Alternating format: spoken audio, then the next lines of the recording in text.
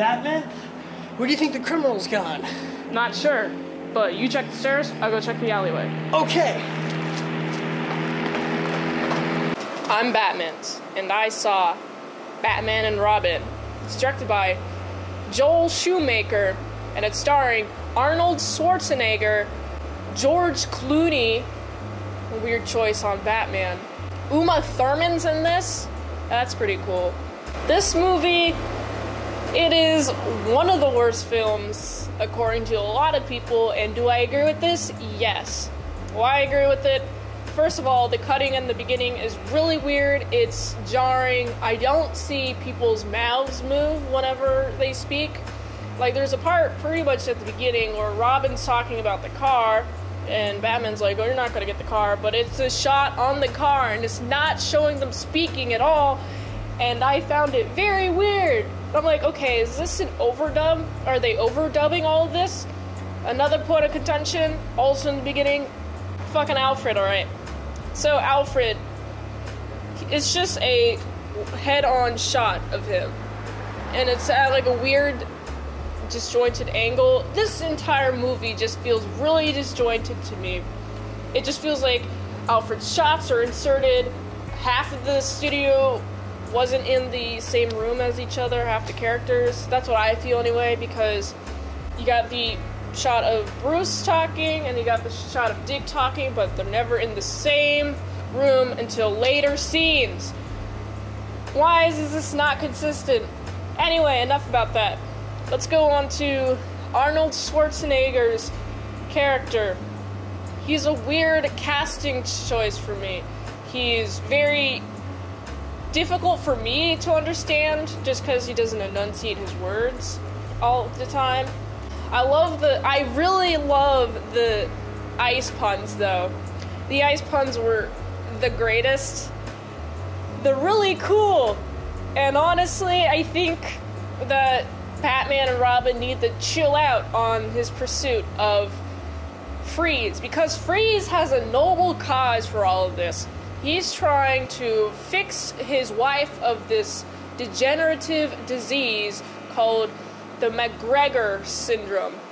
Also, guess who has a niece? Alfred has a niece, and she doesn't really do much throughout the movie. Basically what she does is she sneaks out, is in this biker gang, gets caught by Robin by this biker gang, and she almost dies, but Robin is there to save her.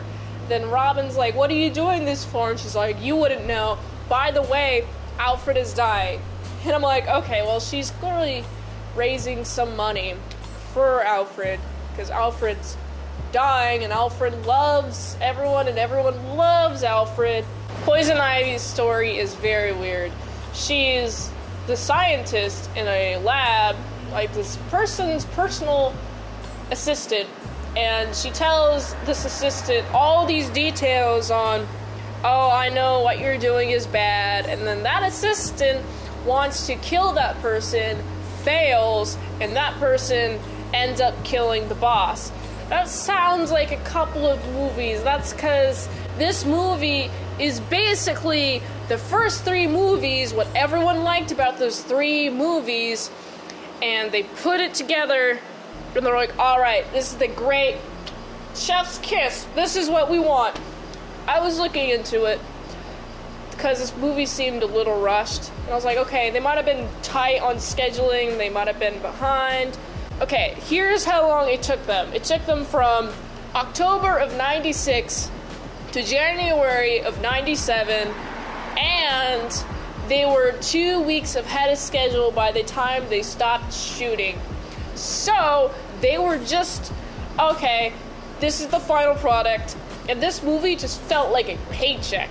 No one is there who wants to do it except for the person who plays Lionel Luthor in Smallville. That actor's name, he's a really good actor in this one. He makes the movie, pretty much. This movie pretty much feels like there is no plot because it is all the plots from all of the movies, and the best part for me, though, has to be their costumes.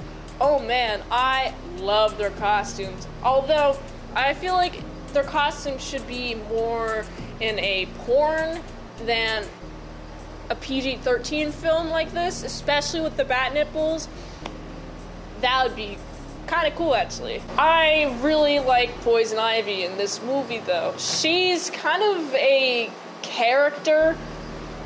And by character, I mean she is kind of dumb. She wants to freeze the entire Earth so plants can take back humanity, but doesn't she know that if she froze the entire planet, that the entirety of forests would die?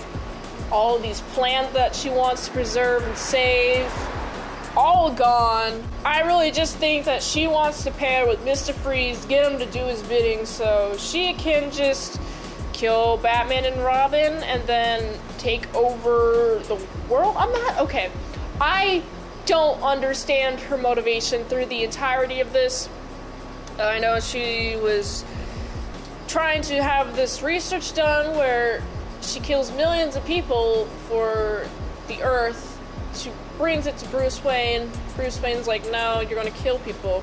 And so her response is to start killing people and to do this anyway and try to get Mr. Freeze on the case. And it doesn't make much sense to me. This movie is not very good. Their dialogue is mostly one-liners. It is quite extremely...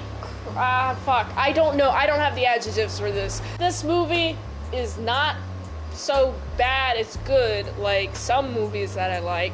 It's just a bad movie, and I don't like it at all. The coloring was very ambitious. And by ambitious, I mean there was a lot of pink and green whenever any scene would appear. Why did they want to use pink and green? Moods are used with color. Color is established by mood in movies. Just use a color that would make sense in the movie. Ah, man. Speaking of color, I'm just thinking about this pink scene with Batgirl in it and thinking, oh man, Batgirl is never really revealed to be Batgirl until the final act, and then she immediately takes charge of the satellite that Bruce has to hack, but he made the satellite. He should be talking about all the satellite stuff because he's the person who knows about this all, but no, it's her. She's like, you gotta get clear that glass on that thingamabob or whatever she says. She says some weird technical shit that I don't even know. She shouldn't even know. She's just a girl who likes motorcycles.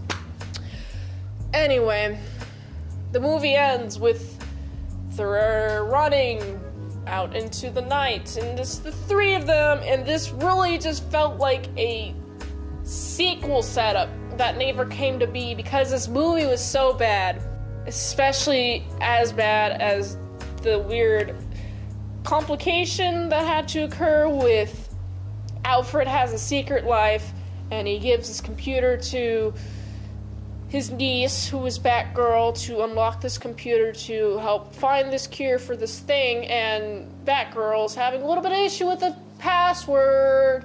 And she tries all these passwords. Some of them don't even make sense, like England. Why would that be anyone's password? That's the worst password ever. And then what gets it right is Peg. And I'm like, oh my god, that's even worse password than England. That's less characters. That was just overly complicated. Let's just let Alfred die, but he doesn't die. Also, speaking of why he doesn't die, at the end we got Batman's facing Freeze, and Freeze is all melted, and Batman's just like, you gotta help me find this cure for this disease.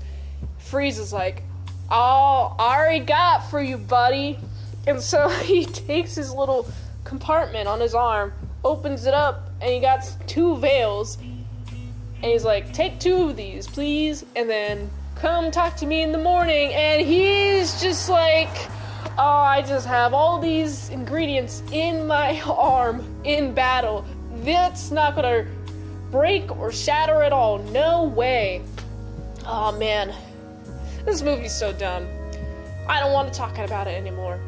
If you liked this content, I have some vlogs on Patreon for $3 a month, daily vlogs. You should go check them out. Until next time, I'm Mint Salad Saw. Oh wait, I thought I just heard Robin. I'm gonna check upstairs.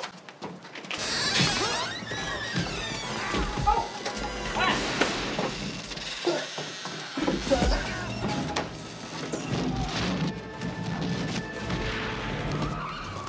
It's too dangerous. Let's go.